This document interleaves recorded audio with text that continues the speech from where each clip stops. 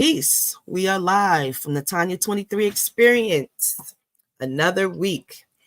As we kick off Black History Month, African American History Month, we have all these different titles that we call ourselves, but nevertheless, it's our month.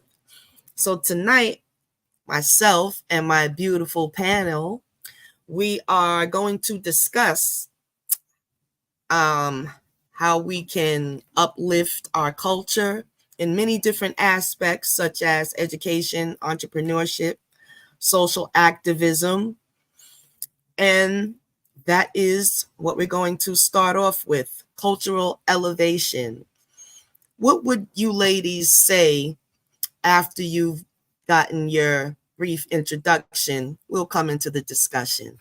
So I'll just mute my mic and we'll go straight across and start with Sister Kolar. Greetings. I go by Kola Soljay, or Sister Kola Soljay. I'm a little hoarse right now. I'm a spiritualist. I am a spiritual art therapist and a professional oracle of about 25 years now.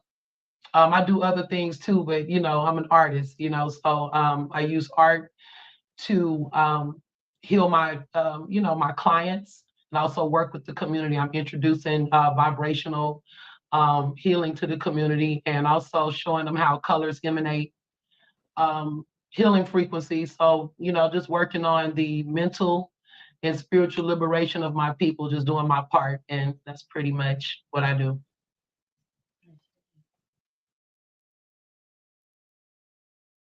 Thank you very much for that lovely introduction. We have Sister Levy next. Hi. First of all, thank you all for having this and giving us an opportunity to come on. I was invited by Sister Yvette. My name is Gwen Levi. I am I guess a advocate for incarcerated people. I was formerly incarcerated, and I'm now an advocate. I do a lot of legislative advocacy, working down at in Annapolis, and I wanted to be on the show so that I can continue to stay spiritually healthy, for one thing, to do this battle. Excellent, excellent. Thank you for your introduction. We have Sister Yvette next on the panel. Mama Earth. Greetings to everyone, and thank you, Miss Gwen, and thank you, Mama Noni, for coming on the show. Thank you so very much. I hope to bring together forces to fight. What is an army if you don't have an army full of strong soldiers, right? So I'm glad to have to welcome Miss Gwen and Mama to on the show to build with the sisterhood, to build and be that mighty force. My government name is Yvette, but I go by Mama Earth in some places and butterflies in others.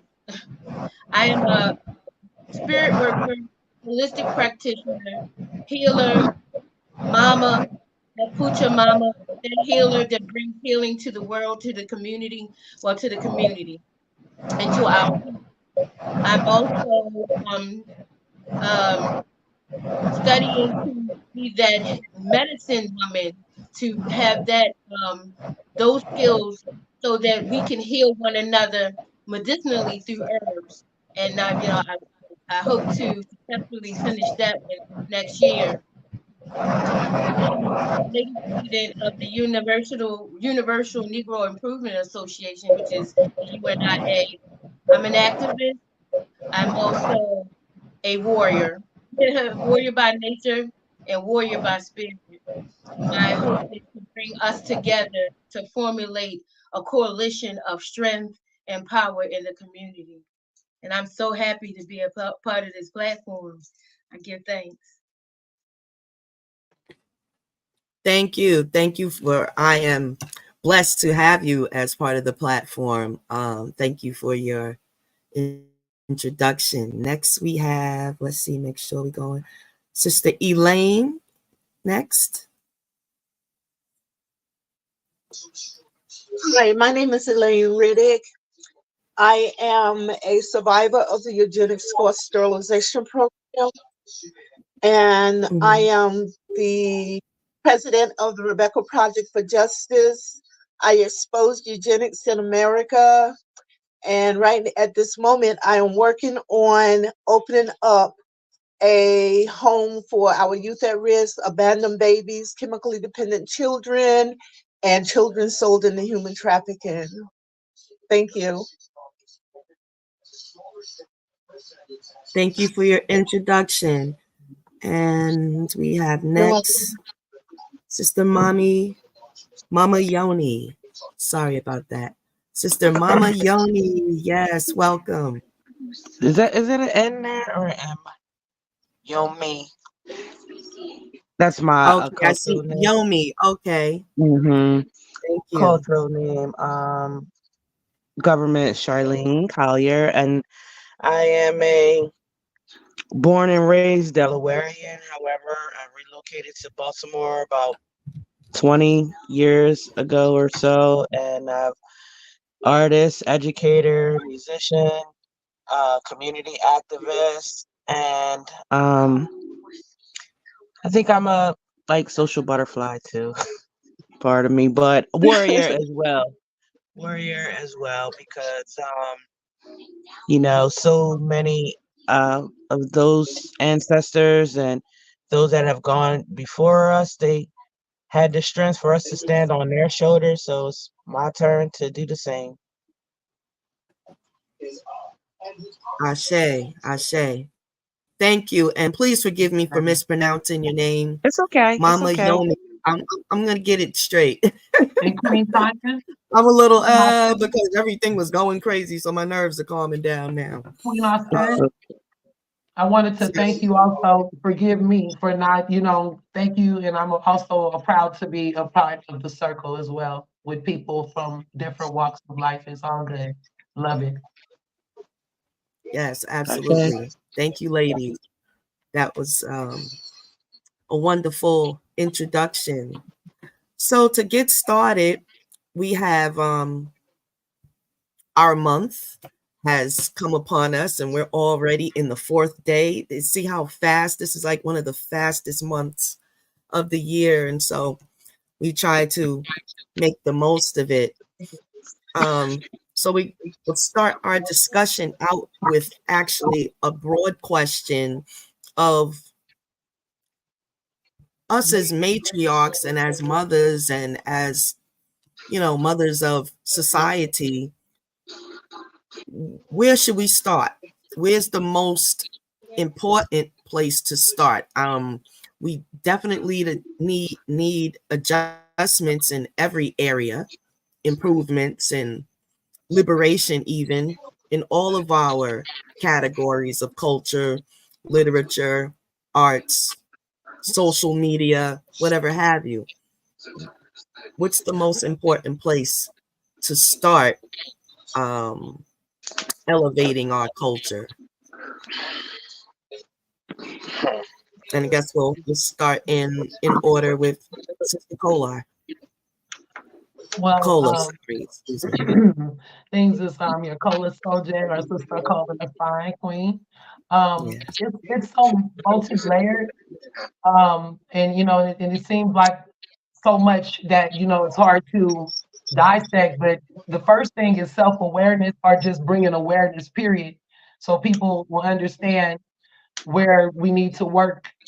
And then for me, I feel it's mental liberation, like understanding the things, the traumas that we have. That's the most important thing we can do, because that's what's going to move us forward and out of the circle.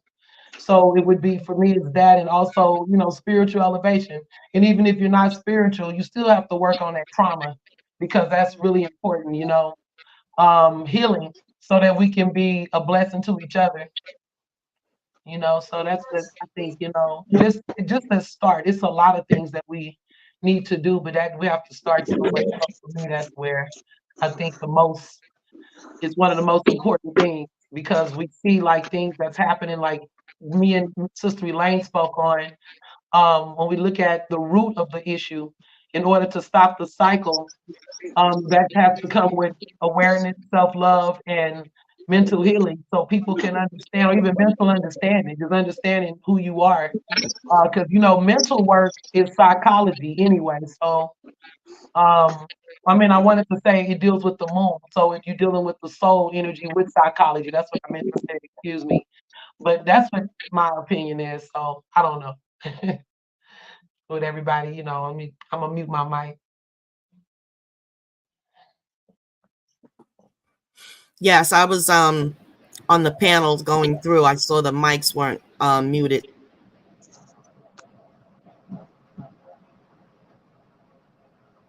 Now she muted herself. I have to remember to unmute my mic. I was going through muting everybody else's mic so we could all hear Sister Cola. And so when you come on, just remember to unmute your mic. And we have next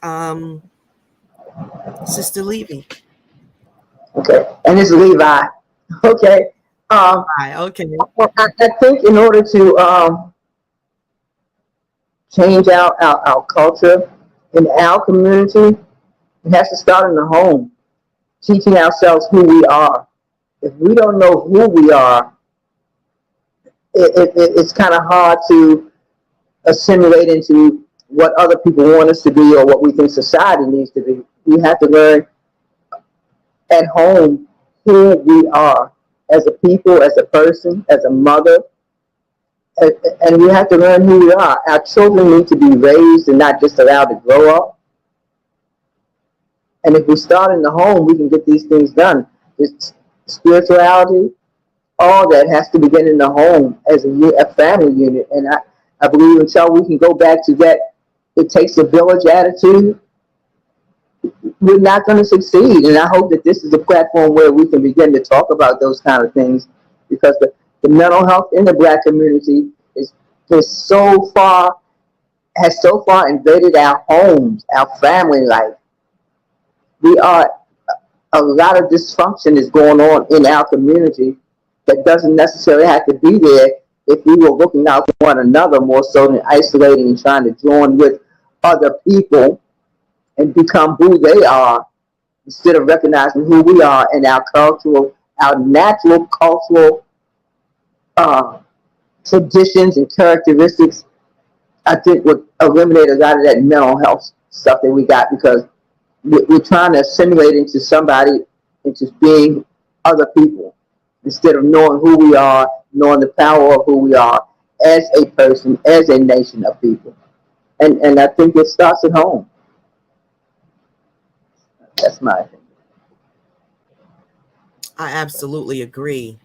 And that is what this platform, this is the road, the journey that I would like to see this platform go, where we can have those conversations and any other conversations that we all, it's important, feel free to, run them through and we can begin to start tackling them. Absolutely. Okay, so we have next Mama Earth.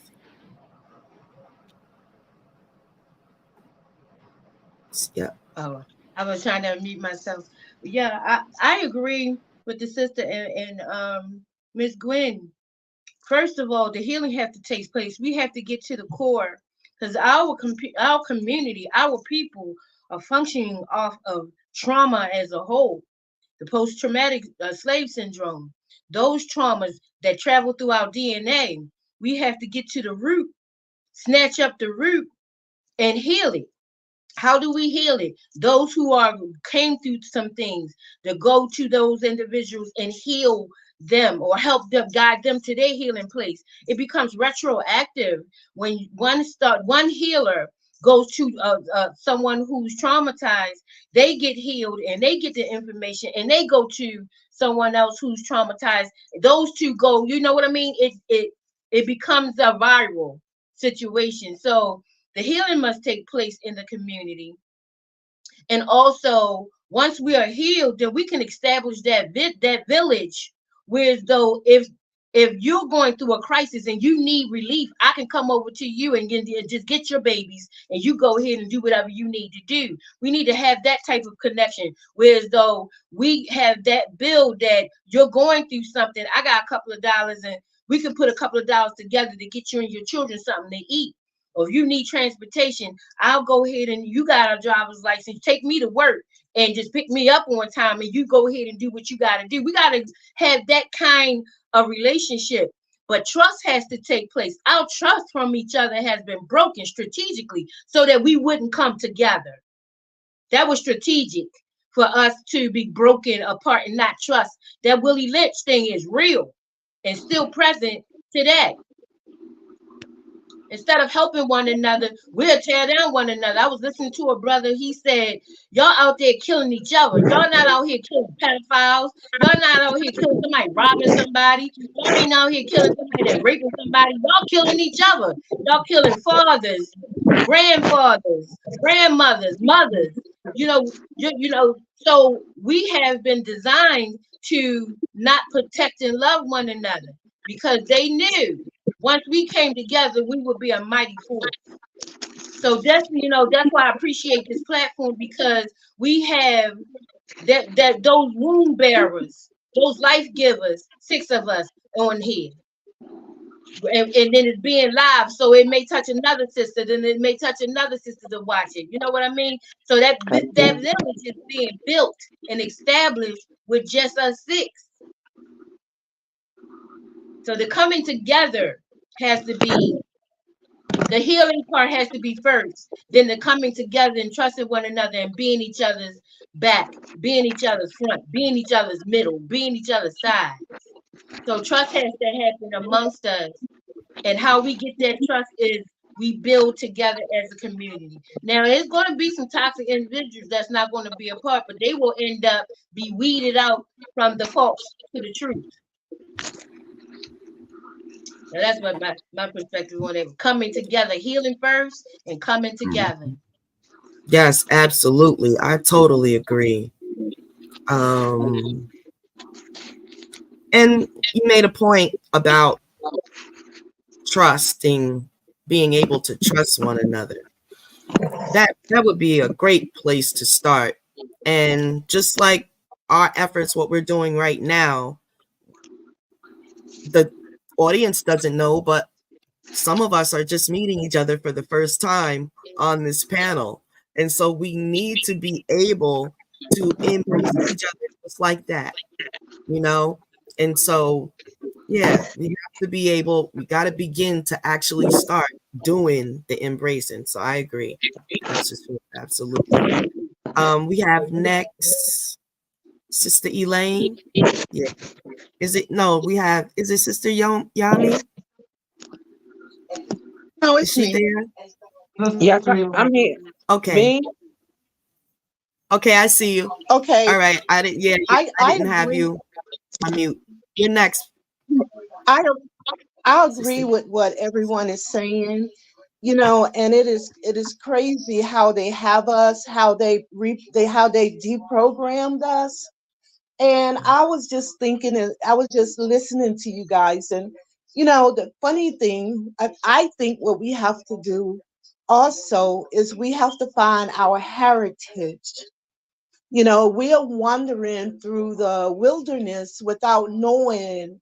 And this is what's causing most of our confusion about ourselves, about our family, about everything surrounding us, about our communities, is that all of us are trying to figure out who we are. We're roaming around in the wilderness wearing blindfolds, not knowing where we came from. And if you don't know where you came from, how are you gonna know where you're going? So I think that finding our heritage, who we are, and building from there will take us a long ways. I mean, that's just my thought. And like I said, I still agree with what you were saying, everyone on the panel is saying. But they have scripted us so bad until we don't even recognize our own children. We don't even recognize our own self. selves, because this is the trauma that they have instilled in us from the time we got here. They took away everything from us, and we have to find all the things and rebuild all the things that connects us to the universe and to our people. We have to find that connection some kind of way. Thank you.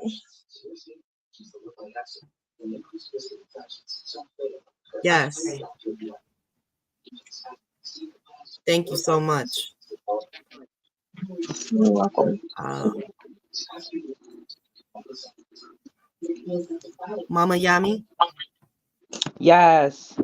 Yes. So I think that one of the ways to, if you were to go and dealing with people, because sometimes you got to meet people where they are, and some people are already ready to make moves.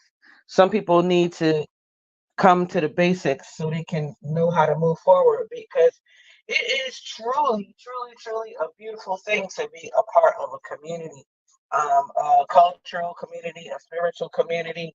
And when you truly love the people that are in your community, you go to bat for them. You will sacrifice for them. You will do things that that you would say, well, I do that for my own children. I'm not going to do that for your children. But when you understand that my child is your child and your child is my child, because we are of the same, you know, um, ancestry tree, like even when you may not necessarily be blood related, people, your grandmom always had a best friend, and your grandma's best friend would look out for you just as much as your grandmother would, and tell you and chastise you.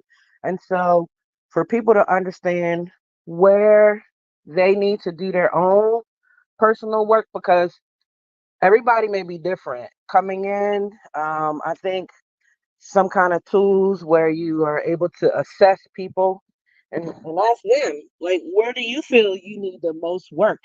Do you want to start working on the spiritual component, on the mental health components? Do you want to start working on financial empowerment?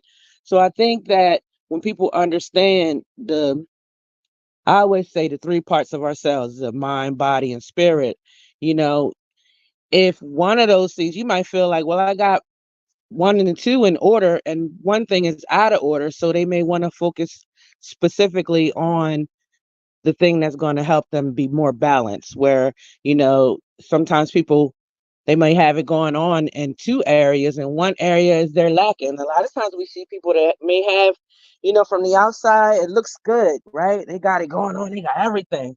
But inside, they're hurting because they may be grieving the loss of a loved one.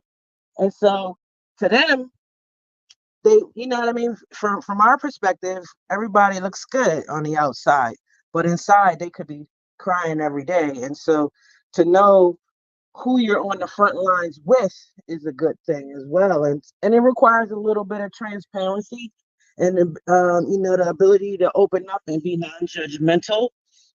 So yes, establishing a safe place where it's okay to say, hey, I used to be on crack, but I'm not no more. That's 25 years ago in my history, which is not true. I just was using that as an example.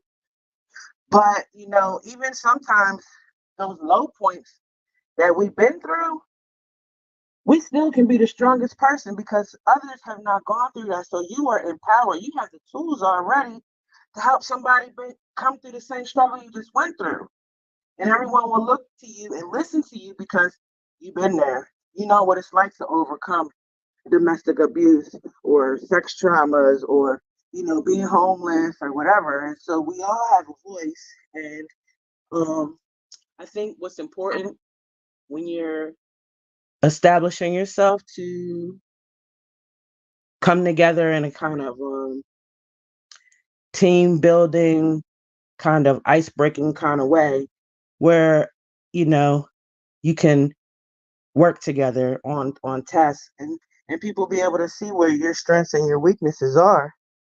So already I'm not that good at that. So don't put me in no roles of responsibility where I have to meet, because the culture and the people's livelihood is dependent upon the success of this thing. So don't put that responsibility in my hands. We need to give it to the person that's good for that. And so just getting people to be straightforward or, get over the fear, because ultimately we all want to be empowered. Some people might need to start in the whole three parts. If you're not mentally stable, what else can we do? If you're not spiritually grounded, what else can you really do? If you're not spiritually grounded, you can't pray for your children, protect your husband or your own self. And so sometimes knowing where you are and where you want to be. So formulating some kind of assessment that allows people to um, come in and not be afraid. Because ultimately, if you want help, you got to open up. It's a give and a take kind of thing. And I think that, in a weekend retreat style where you bring something to the table and you taking something away with you when you leave, because that's the way community works. We bring something to the table, we take something from the table. We do our part. It's a give and a take. It's a sharing thing. And we are all empowered. And I do believe that these types of things sometimes will be in a group setting. Sometimes it's just needed for our men. Sometimes it's just needed for our children. Sometimes it's just needed for ourselves. But um, I think on a monthly basis, one other thing that popped in my head, and I'm gonna let it go. Um, when the sister was just speaking about the ways and how we want to look at the different tasks and people that come along to the group, and you know, to show yourself worthy as a true friend, somebody that has integrity. So there's some kind of ways we have to be able to even look at each other and say and identify where uh, where we are best suited. 'Cause you know what I mean? Like a person can say, "This is what I bring to the table." I may identify my own strength, but you might see my strength as something else, and that's basically what I'm saying. I don't know if Ashe. I forgot anything, but I know that dealing with the mind, body, and spirit of individuals, Yes. sometimes allowing you to break it down and start in one particular, you might feel like more urgency to get right down into stability. Like getting just Right. a solid job, you know? And we all know somebody that can help somebody, and just right here on this call, we empowered. You know how to call somebody and get something going. So I think that we don't have a lot of time to waste, culturally reestablishing those connections, like she said. I was out, let me see, Thursday night at a open mic poetry thing, and there was a young lady there. She had on this cute little hat, and I was going to compliment her on the hat, and because it was like an apple hat, and it had these little cat ears, and all these little trinkets and things. I asked her, did it come that way, or did you adorn that? And she had this thing called a birthing pen, which I never heard of a birthing pen, but it was a gift that was given to her when You're it was breaking like, up. You're breaking up a little bit. If you could talk into the mic. how about now? Yeah, that's better. So the birthing pen was a tradition that her mom started when it was basically a gift that a mother would give to her daughter at the birth of the grandchild. So it's like me saying, "Oh, thank you for my beautiful grandchild. I'm going to give you this diamond pearl necklace, whatever it is. It's symbolic, right?" But that was nothing that I had ever heard of, and I was like, when we have been disconnected from our traditions and our ways, we can reestablish our own. And I've definitely heard some wonderful things that people do in their families. And I think it's worth sharing some traditions because other people may want to adopt them because when I understand the importance of why your grandmother did something, I mean, you know what? I want to do that for my grandchildren too. And so it's good to share the traditions that you established for yourself, the ones that have been passed down, so people can then begin to reinstate traditions and restore the cultural connections that we, because this is like self-determination. Yes. So, so I'm Yes. done. Thank you, Goddess. Appreciate that. I think we have Brother Sankofa. is next. Is he still in? He was here.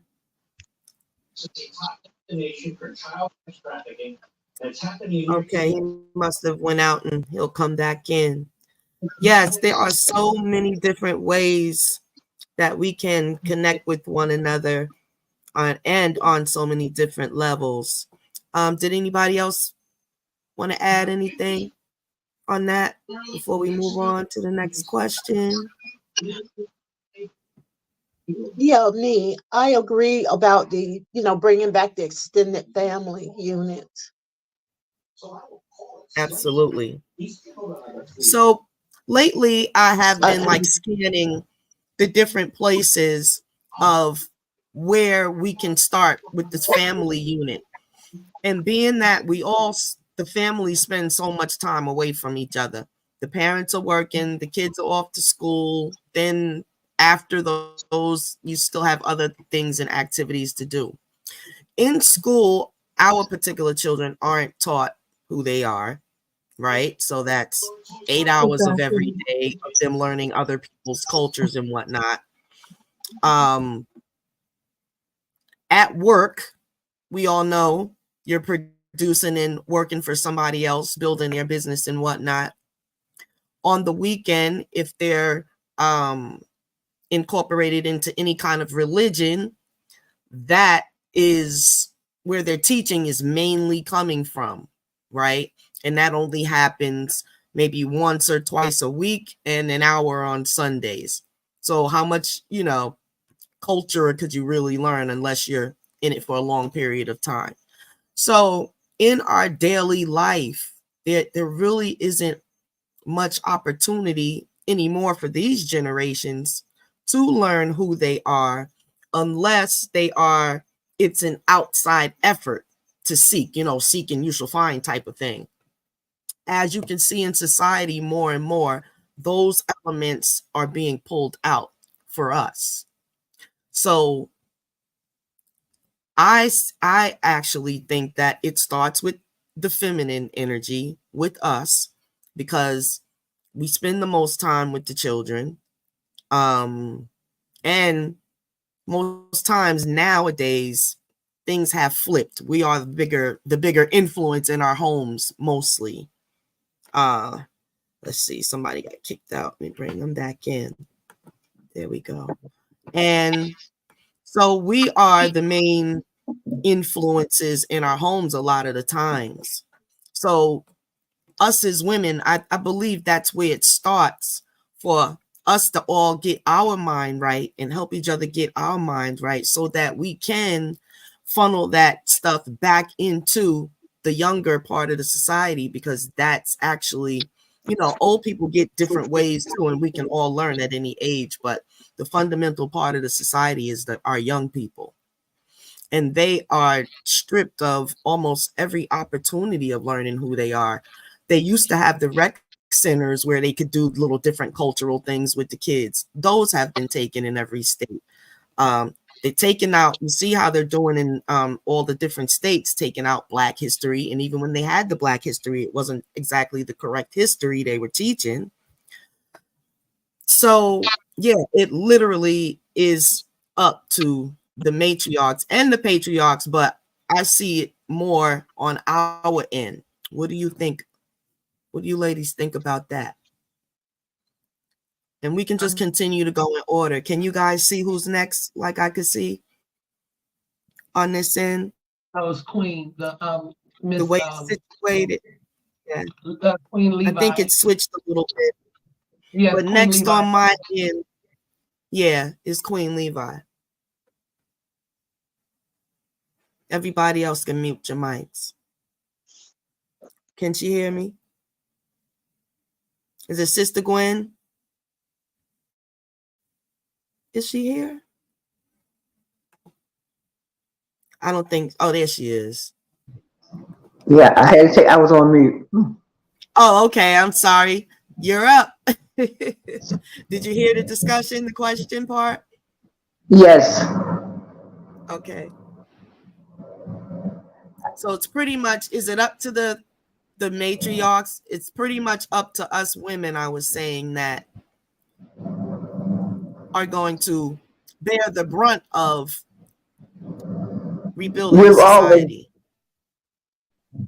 I think we've always been, and if we teach ourselves who we are, we will learn that. We'll learn that back in the beginning, the matriarchs were there. They told the stories. They kept the history going. They decided what herbs were good. They figured out what medicine we should take.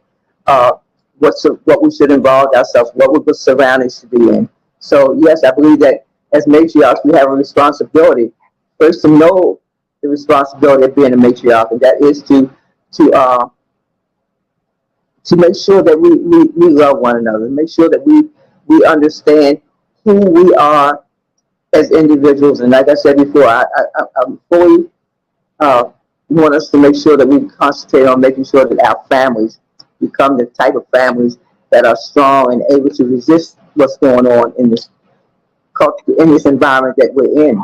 We have to be our family strong so that when we do step outside our doors, we can fight this battle.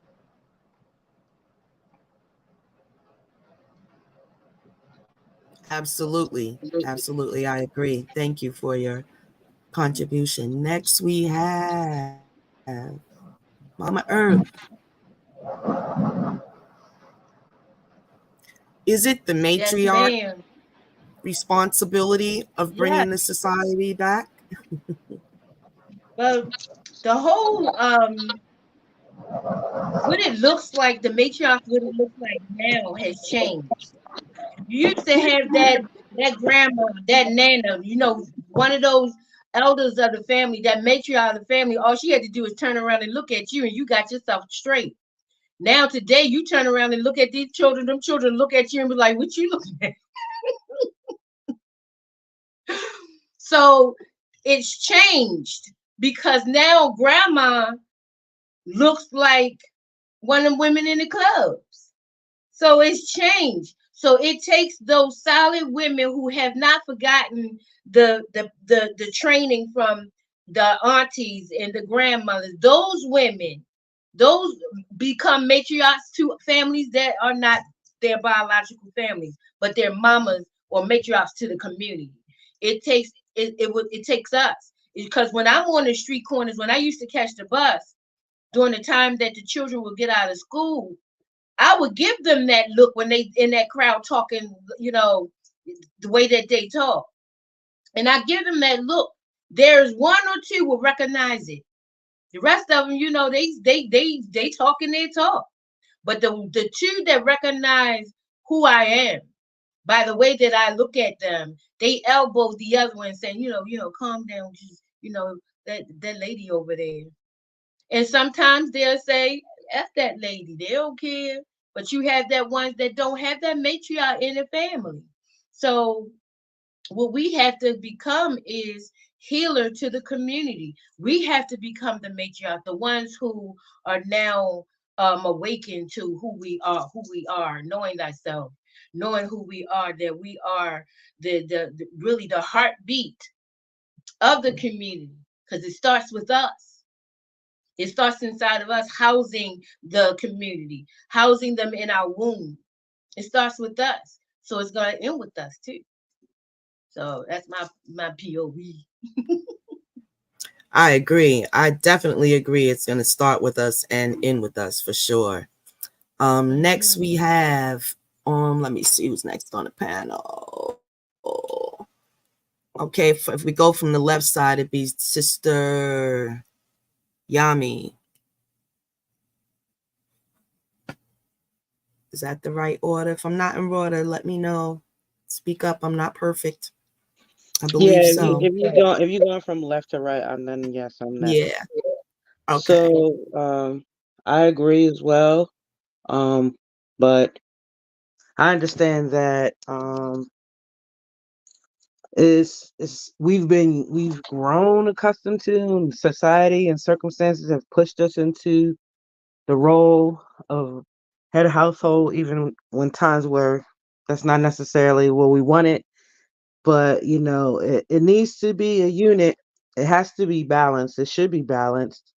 But a lot of times you'll see um the woman that you know Like if you just come from a regular family, just think about ideally how if we wanted to implement some of these tools that we're talking about tomorrow, right?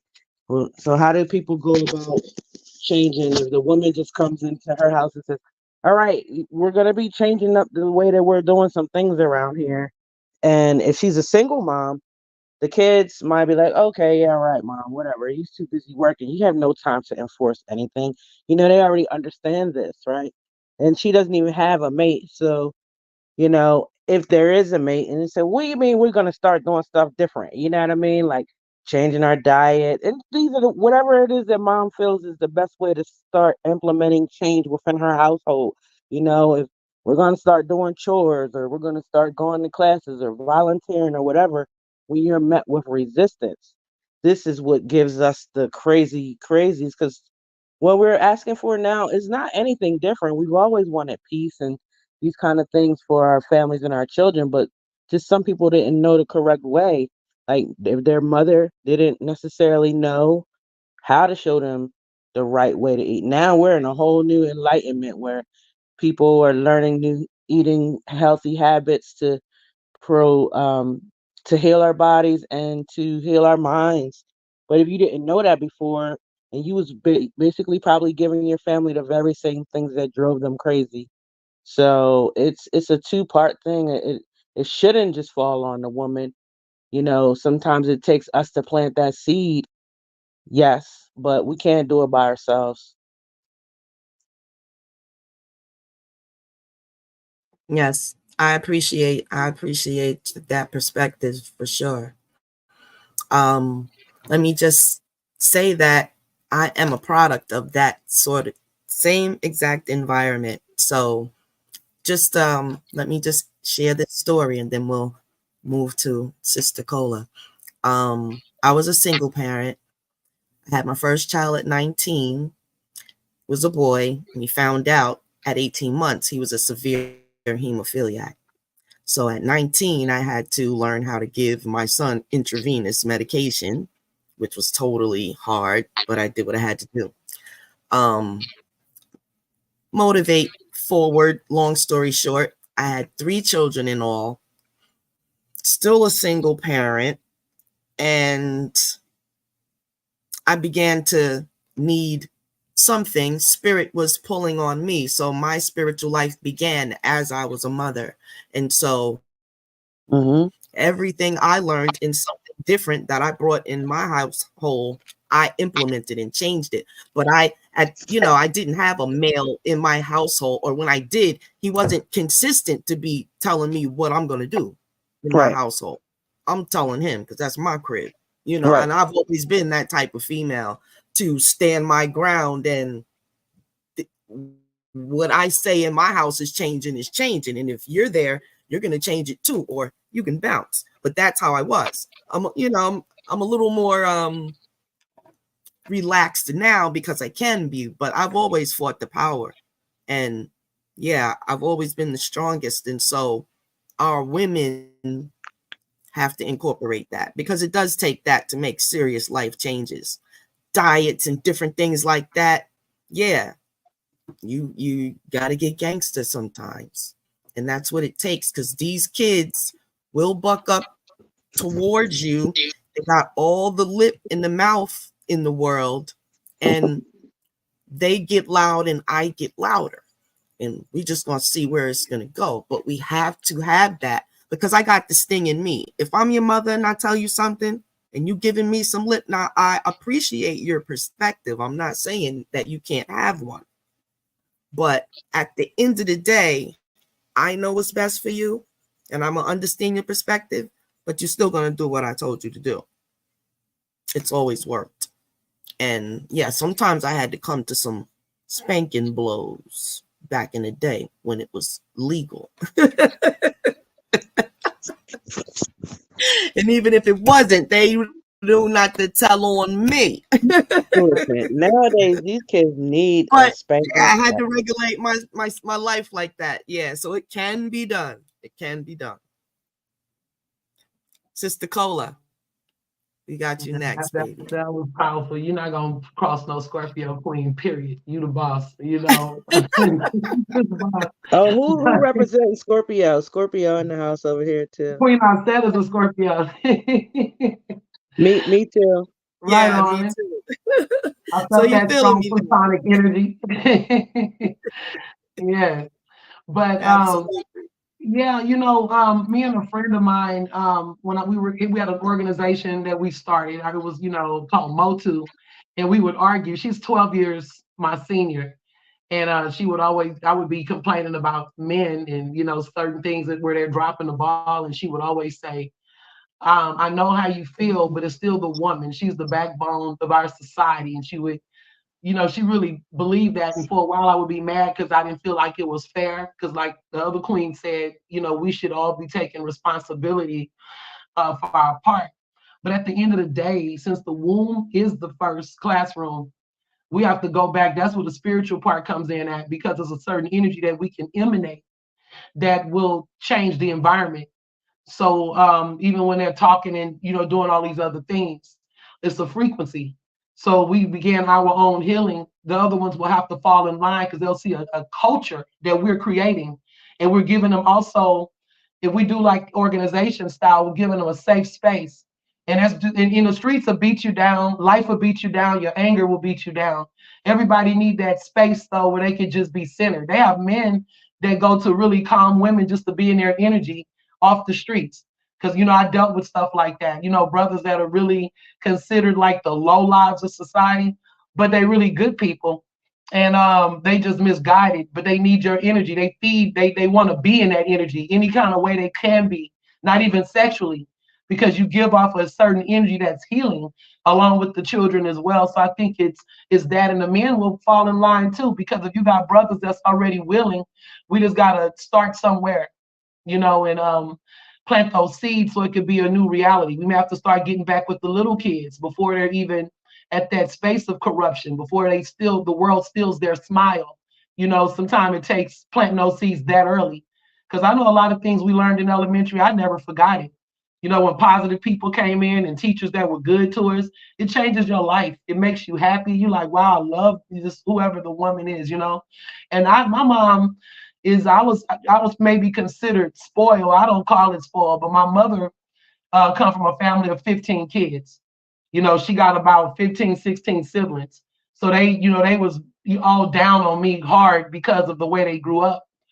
But at the same time, even the way she came at me sometimes was really hard for me. But it would be other women that I would sometimes speak to that could give me that comfort I needed that my mother couldn't. So that goes back to the village mindset, because my mom don't know how with that, because she's not emotional like that. She don't understand emotions. So if you're a child with different emotions, we're not all the same. And I go back to what Queen was saying, the other Scorpio queen, I'm gonna get it right. um she made a statement about the assessment, because a lot of times people will think that one thing works for everybody, and you could be triggering people because you don't know what their backstory is. So it is really getting to know who each individual is, because everything doesn't work. The same methods may not work across the board. Right. And just understanding, where we are, but we do have to start somewhere, and everything even this conversation is a start. We're planting the seeds, like Mama Earth said.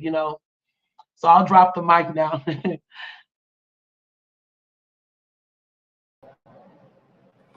Yes, yes. Thank you so much, Sister Cola. I agree. We got to start somewhere. And that's pretty much, yeah, wherever you find yourself, it becomes a way of life, learning new things. And us as adults, we have to have some initiative. We have to want to know whatever it is we need to know. Um, as a young mother, I acquired all this wisdom by living life on my own and finding out. This is how I got to be the Tanya 23 experience, because I literally had to experience most of what I learned. Some of it the hard way and some of it not so hard. But That's how I learned.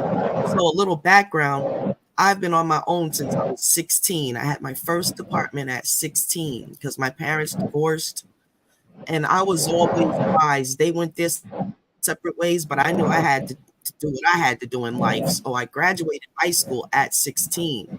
And so I got myself my first job, and in the business field. That was my thing back in high school, and I just kept progressing for the rest of my life till now. You know, of course, we all have stumbling blocks and isn't this and that, but literally, I've been in charge of my own life since I was 16. My own apartment. I never had nobody shacking up and no parties and this and that because I didn't like nobody touching my stuff. Typical Scorpio stuff. You know, I held it down. So I know it can be done. And I almost ended up in jail, but I didn't. You know what I'm saying? But I never did that stuff again. You learn, you know? Sometimes when you're just thrown in the barbecue grill, you got to skip them coals to get out, you know? So, yeah, like we got to take life, I guess, and do what we will. Do with it what we will.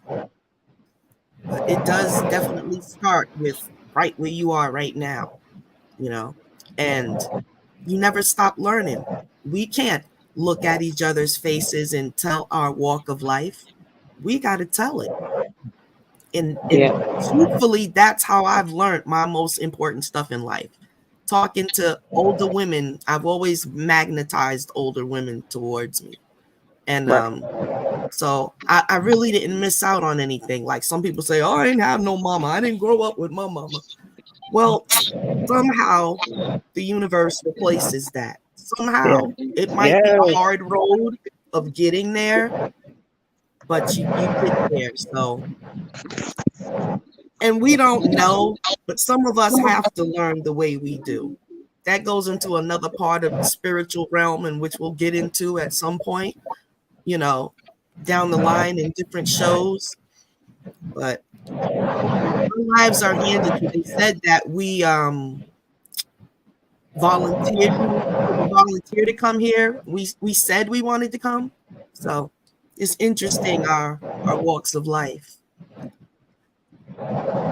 Ladies, Hold on one second. I Go ahead.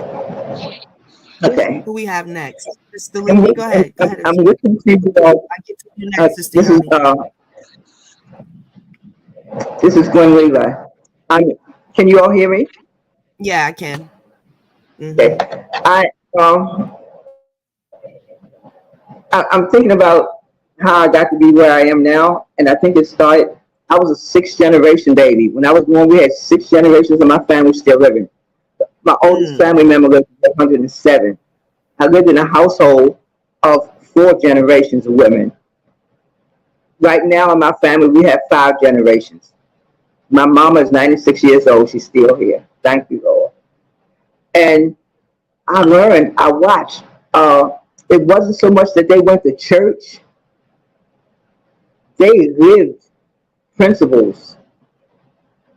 We took care of, if something happened in the neighborhood, one of my grandmothers ran numbers. One of my grandmothers had a restaurant. We fed the community. They loaned the money when it was needed. You know, when people had babies or family had tragedies or death in the family, my mother made us go and clean up their house and get it ready for other people. We were the ones who went and did things, and that was who we were. That was who I don't know any other way but to involve myself in my neighborhood, in my community. I was raised that way. I saw it being done. And not with arguments, not with the things that we see, jealousy of each other that we see now. You know, it was a different environment. And I think spiritually, we have to go back to that. Not so much the church this and religion this and you know, but living those principles that say, I am my brother's keeper. I am my sister's keeper. I am. If you failing with your child, I can talk to your child maybe. You know, if you can't reach your daughter, send her over here. Maybe I can talk to her. You know,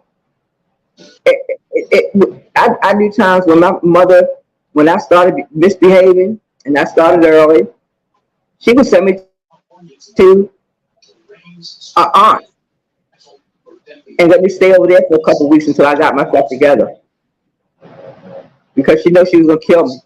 She didn't get me away from her because of some of the choices that I was making. But it was someplace to send me. You know, we don't have that kind of environment. We don't have that village, and we have to get that village back again because sometimes it was 13 of us, 13. I have 13 sisters and brothers. We all don't think and act the same.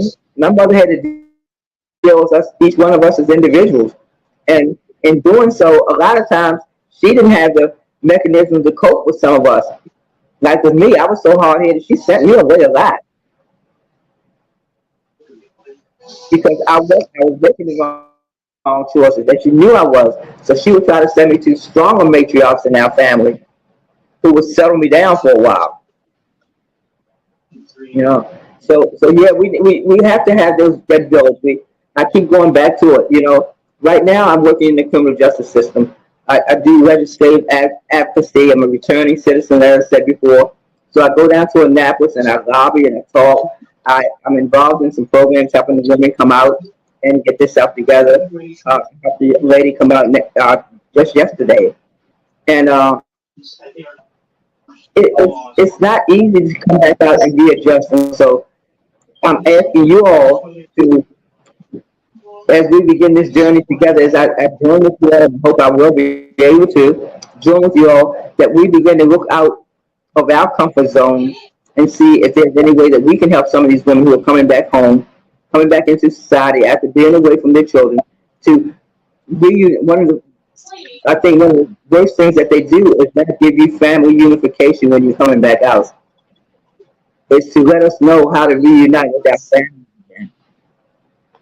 And so I'm looking forward to working with you all and to informing you all into things that I know that's going on and with the criminal justice system and learning more about how we can bring our community together because it's going to take that village. Thank you so much for sharing that. Ah, I am like so filled. I get like easily filled, but that is a wonderful testimony. Thank you for sharing, and we are definitely going to be doing some work with one another for sure. Absolutely. I look forward to working with you. Next we have Sister Yami. There you go. Are you muted? I think you're muted. Yeah, I was. I'm sorry. We can hear you. I was listening to you tell your story about, being 14 and 16 and going through things on your own, and that resonated with me because, I think the childhood upbringing that we have, some people have these like storybook upbringing. Sometimes people come from the bottom, as they say, like out the mud or something like this. But, I think about when we say you got to go through something to learn the lessons from it. And so the traumas and the things that happen to us in life, sometimes it seems like we don't know. We might question, God, why are these things happening to us? We don't know that He's empowering us and building us up for the fight ahead of us, like to be able to deal with other women that are coming home from prison, or to deal with another young girl that might want to go out and just do something reckless, like, you know what I mean, when at 16 you buckled down and came home and was a parent to your children. You didn't just run the streets. And so being able to speak through to public speaking and to be able to speak to groups of people and share our experiences, because we all have had traumas. And even for like myself, that's something, and I think that's one thing that, if we're going to be building some kind of assessment to get to know people, transparency starts, and just being able to share one of your traumas, because we have many, and that is something that will begin to build trust, because you will see that you're not the only person when it comes to vulnerability, but you never know what someone else may have dealt with. But when you see your parents go through some things, Your mom works so hard, that makes a girl want to buckle down and not have to go through the same things that her mom did. You know what I mean? And sometimes we're extra hard on our kids because we don't want them to go through some of the hard lessons that we did. But it's their choice again, and that's how they learn their lessons. Sometimes we learn it the hard way. So as a Scorpio, I'm one of the ones that learn lessons the hard way. But I also paid attention to other people's lessons. I didn't want to get a beating when I see my cousin get a beating, so I knew already what not to do. So that's all I just wanted to say. Those traumas, I'm thankful that I'm in a place where we can learn to take those things that happen to us and use it for good to uplift and enrich our communities, the women of our communities, because again, that's where it starts again, like we already said. Sorry. Ashe.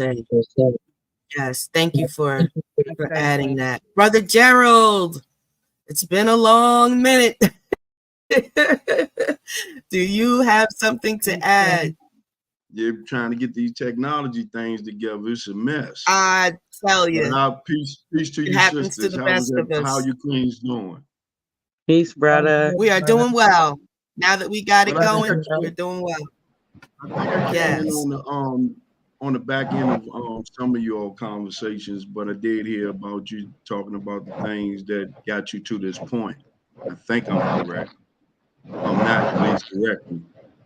But like I said, I've told people that I grew up in a household. My trauma didn't come until late, really. I mean, up to the age of 13, once I started going out and interacting with my peers, before you know it, we was getting locked up, getting high, and other things that generally that we're afflicted with, or the things that we indulge in when we adolescents or teenagers. Yeah. But outside of that, did have a little stint with the federal government, working in the office of inspector general. Would have had longevity there, but because of my interaction with the people that I was with, I got in my head thinking that they wouldn't hire me because of the friends that I kept. And most of my friends was going back and forth to prison. They went to prison and I got injured, which some of you all know I'm sitting in a wheelchair. So then I decided to change my life and I went to college, got an associate's degree, was working on my bachelor in computer science and information science, worked in accounting, did mortgage banking. So then I decided to get back to the things that I know, caring and loving about my community, my family, as well as friends. So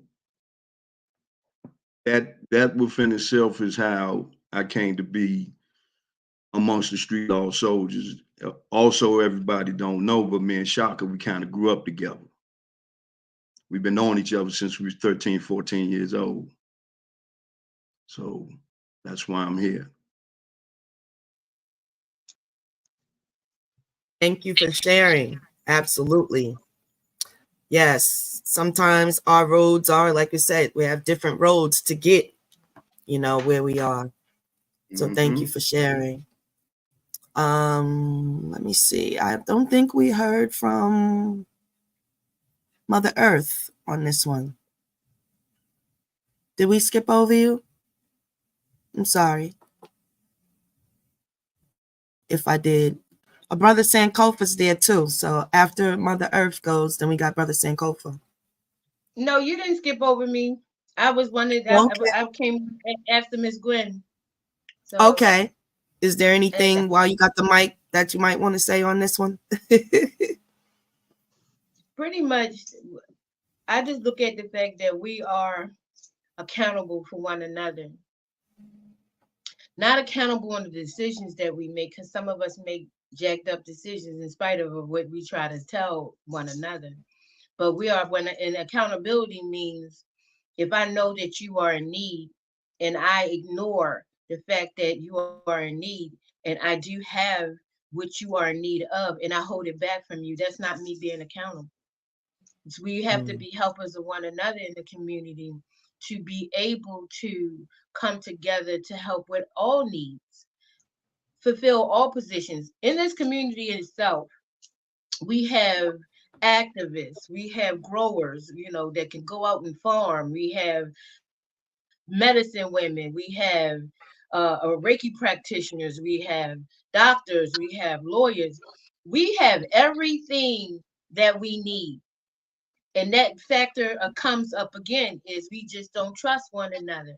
We'll go out there and we will go to another culture or another race to build our business rather than giving it into the community, putting it into the community. I patronize you with your product because I heard that you told me that you sold products. So I will use your products and then I will tell someone else to use your products and that person will, you see what I mean? We have to Mm-hmm. become viral with our intentions Right. to help one Absolutely. another, build one another, grow with one another, establish with one another. I know somebody with a farm. Come on, let's go out here and get this farm together and raise that food so that we can feed each other. Okay, I got some corn, you got some cabbage, and you got some beets. I want some beets. I got some cabbage for you. So we have to be viral with our intentions. So Amen. I can say I just wanted to really quickly, Absolutely. please, if I could interject. The Mm. everything that she just now said is all principles like from Kwanzaa when you talk about cooperative work and collective economics and if you remember Mama Earth that day when I met you, I was saying that's like we have to employ those principles every day. Like some every kind of way day.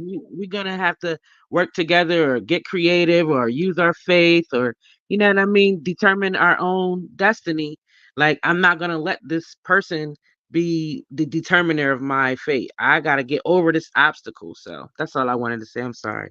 But That's Kwanzaa right. Right. 365, Kwanzaa 365, when you put it into the Yes. Yes, yes. application, As we Yes, it's Black History Month, and as you bring up Kwanzaa, just recently there was a debate and a discussion about, because there was a lot of bashing of the person that supposedly created Kwanzaa. I guess he Mm-hmm. got into some whatever, but that's not the point, and we have to stop doing that as people. Oh my God. What he created? It Church. works. It's effective, and we need to not take the messenger to take the message and use that. So I like the principles of Kwanzaa. It is not Christmas, and I'd rather celebrate not Christmas. So, and the principles are very, very, very good, and you can bring a village together with those principles. So, I a couple of years ago I wanted to start incorporating it, and it was kind of like half-assed, but this time I want to make an effort. So Amen. if there's anyone else that celebrates it, and add me to your group so I can participate, or we I can will help you. participate together. Um, Brother Sankofa, can you hear me? Are you there? I Yeah. see him there, but okay, it's your turn to speak. Have you been listening, or do you need a summary? Um, I just heard the brother Gerald share and Mom Earth share, Yes. and just had a And rough we're weekend this weekend. But nevertheless, it don't stop. What I'm doing. It has no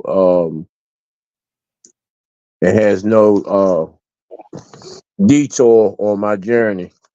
And just like when brother Gerald was sharing about the his journey, which I shared a great part of his journey with him. So I can attest to um, the things he went through, and you know, and the accountability part, and being responsible for our actions and our decisions. Like Mom Earth was saying, sometimes we make decisions that are not of sound mind, and so we still have to deal with the consequences of those decisions and not be blamed and condemned for those decisions. And y'all was speaking on Kwanzaa. I don't use that term Kwanzaa. I'll deal with the principles of Kwanzaa, but in no way, if you know the history, because I'm not one that just will just disregard the messenger's mess and just take the message. I'm just cut from a different cloth from that.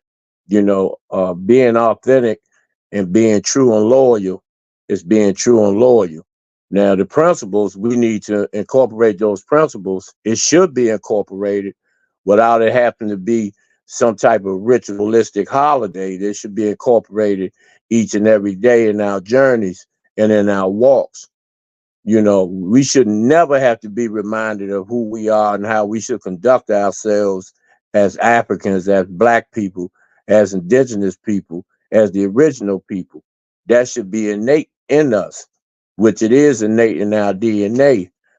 But once again, the distrust and mistrust of one another based on uh, years of slavery and other holocaustic tragedies and traps that have been set on us to um, bring us to this particular mindset, because we weren't brought up like this, and um, and I heard y'all mention something about matriarchs and patriarchs. You all are the matriarchs. All matriarch is not necessarily um you're not necessarily a matriarch based on age. It's based on your wisdom, your understanding, the examples that you set before those who have came after you, and the groundwork and the principles that you lay down for others to follow. Those are real matriarchs. For some people, you have people who are elders. Elders are people who have been grounded in the community and have lived according to a set of divine principles. Then you have people that are just old. It's a big difference between the two. And this is why, like Mom Earth was saying, you have these grandmothers, trying to compete with granddaughters. Mothers competing with their daughters in terms of you know this attractiveness or this illusion of sex appeal, which deteriorates the moral fiber of the family dynamic. And so a lot of things that we would like to see take form, a lot of us have already taken form. We've already taken form. You all have already took a position, that you've been divinely graced and blessed and touched with that divine energy from the creator and the ancestors to be able to be examples and beacons of light and hope to others, whether they adhere to it or not. If you lay the groundwork down, that's not only monumental, but it's historic, because you are carrying on the trends and energies of those who came before you.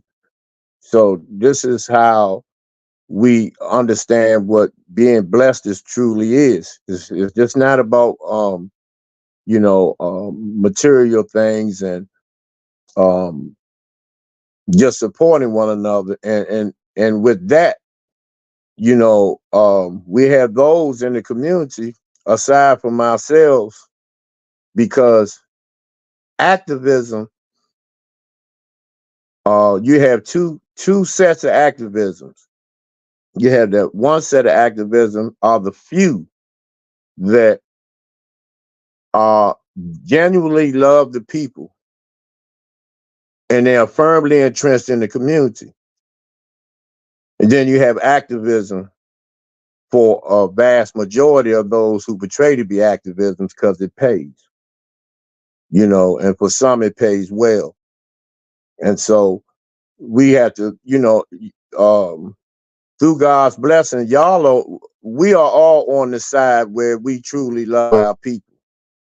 And so with that, comes a lot of work, extra work, sleepless nights, um, fighting tooth and nail to try to be an example and continue to remain an example to touch the hearts and minds and souls of those um, who are don't know, what you call people that are astray, people that are blind, and people that have never been introduced to any levels of self pride, self love, black love, and it's a hell of a journey. And anyone that is in this journey, if it's an easy walk, then you really not walking, because with this comes this is a painstaking journey, and this is why certain people have been divinely selected. Everybody's not cut out for this, and the creator knows everybody's not built for this, but they also see that those who portray to be leaders, that are eloquent spokesmen and women, that are master manipulators of the people that are blind, the people that don't know any better, the people that are searching for love, and the people that are searching to be accepted. You know, that wave of deception is so strong that it makes those who are firmly entrenched in the community, that give out bread and clothes and sell products, and they put love in their body butters. I mean, pure love in their energies, and doing astrology, and you know um, working with children and dealing with sex trafficking, child trafficking, drug addiction. It makes their journey extremely difficult. And it's like, for example, like the police. We all know that all police ain't bad police, but those few police that do so much brutal stuff in the community to our people leaves a bad taste in the community's mouth, where the entire police force is looked at as the enemy. And these are the type of situations that we are plagued with, that we have to deal with even before we're able, or simultaneously dealing with the community, because this is not an easy walk. This is not an easy walk. It's a lot of research that's involved. It's a lot of self-cleansing, self-healing, self-forgiveness. Um, you know, Starting like an infant, crawling before they walk, in terms of developing a love for self, um, fighting off all of the connotations and names and descriptions that we all have faced, even as children, based on complexion, and based on how you look, based on who's attractive and what's the symbol of beauty, and things of that nature plays a major role in the upbringing of most of us, you know. But what defines beauty, what defines greatness, what defines divineness is when you look into yourself and you can see the reflection of the divine. You can see the reflection of the Most High. Then you can understand and see things more clearly. And then, your pineal gland begins to open up. You become um, less tolerant with a whole bunch of adversity, because the journey is a journey that doesn't end with us, doesn't end with us. The only thing we can do is be able to pass this and put the footprints down, lay the footprints down in the groundwork, and hope and pray that those that we have impacted will have the courage to be able to carry on the mark that we left, in this particular realm.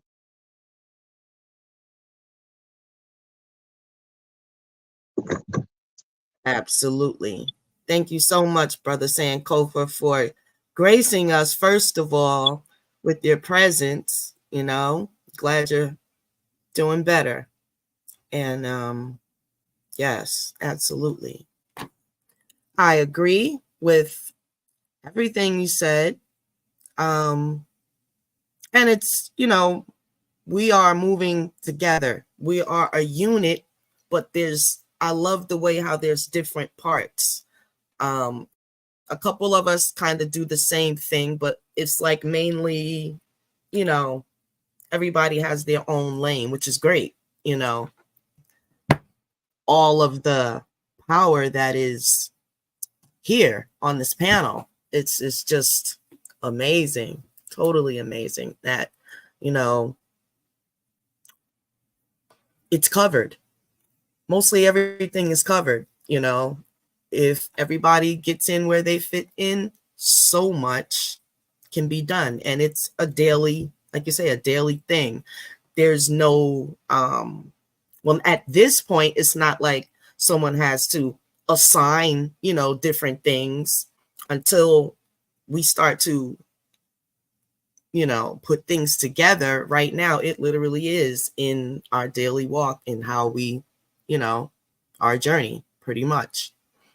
It's always that way, but when you get a group of people that have, everyone has something to contribute, so much can get done because we're not worried about, oh, this one, that one, and, the chaotic part of having different mindsets and perspectives.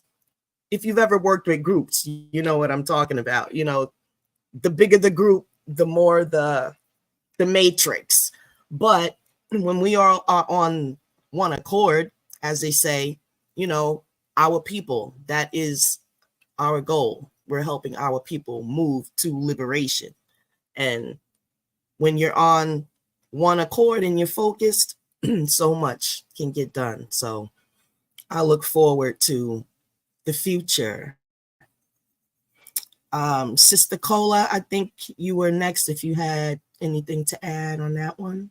Well, I just wanted to kind of apologize a little bit. I was moving around with my camera on and off because they started shooting like really close to my house while we're on the live. They're like 10 gunshots. So I cut the light off and then I was trying to move to a room that is cool.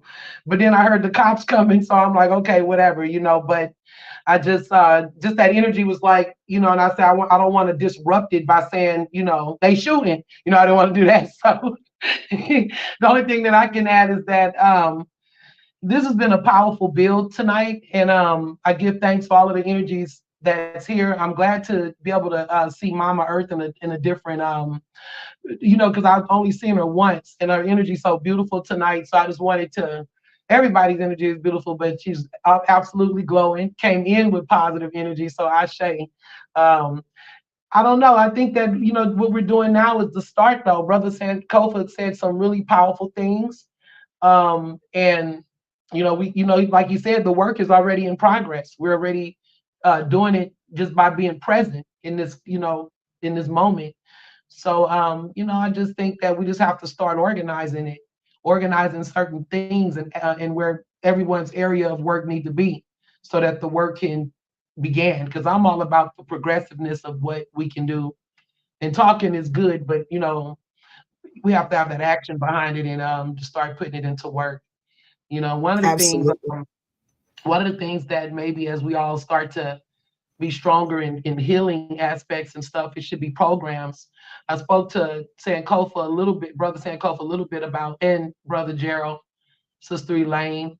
But there's like, we have to implement some form of healing centers and programs where I used to go to this one school and it was like the little white kids and stuff, but they would have these people come in and they had a program in place that would allow you to get to know people on a level that you wouldn't get to know otherwise. And they would let us partner up and do all of these activities all day long. They would just shut school down and made this like a priority, and it was like so fun, like dealing with all different aspects of physical, emotional, the art aspect, but just something that we can do to make it where people have they have, because people really need options. They run and they need hope.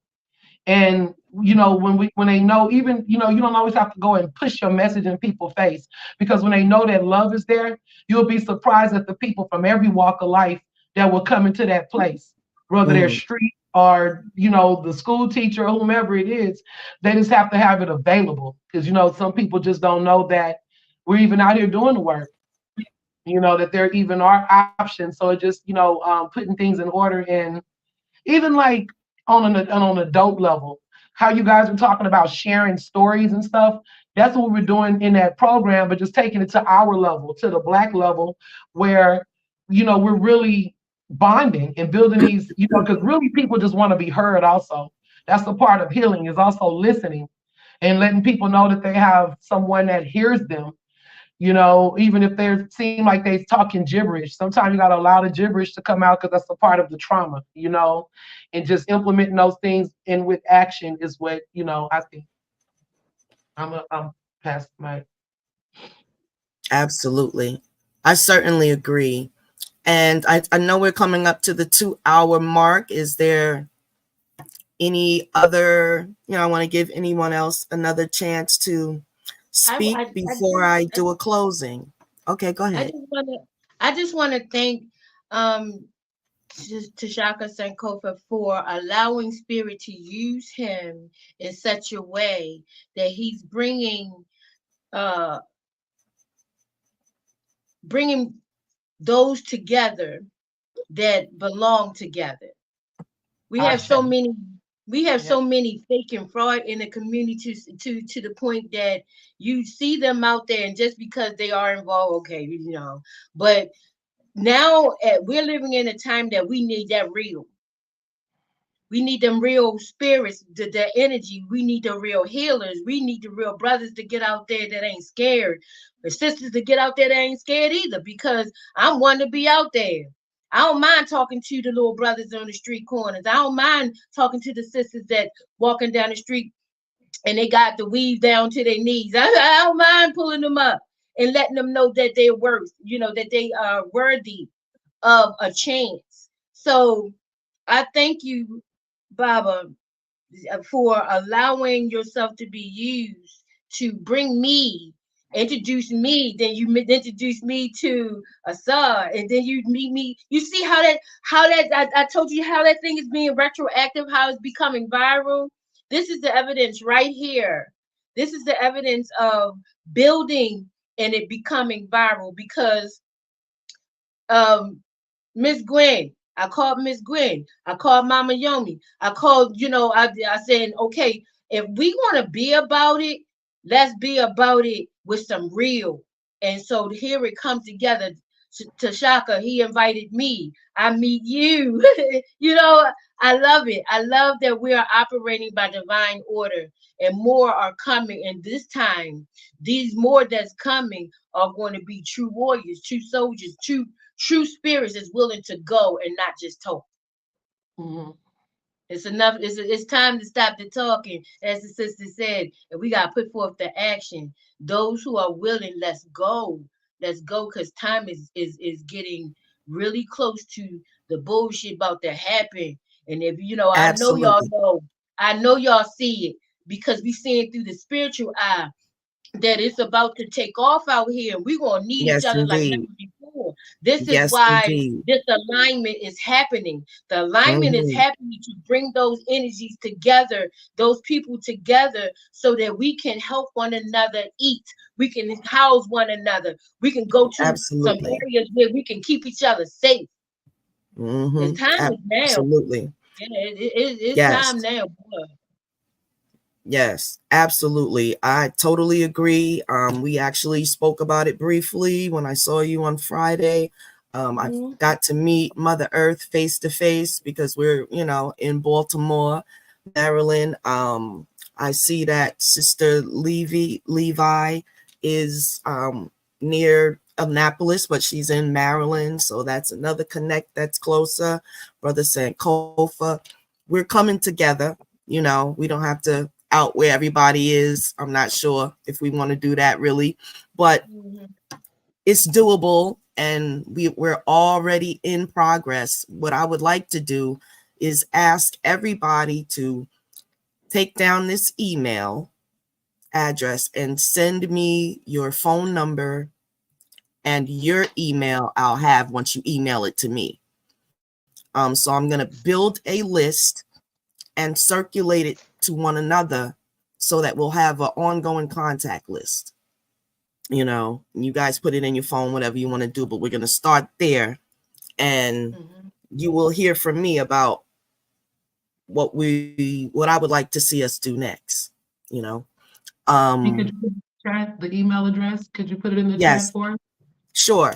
The email address is in the chat. It's houseoftanya23@gmail.com, and I'm putting it in the chat.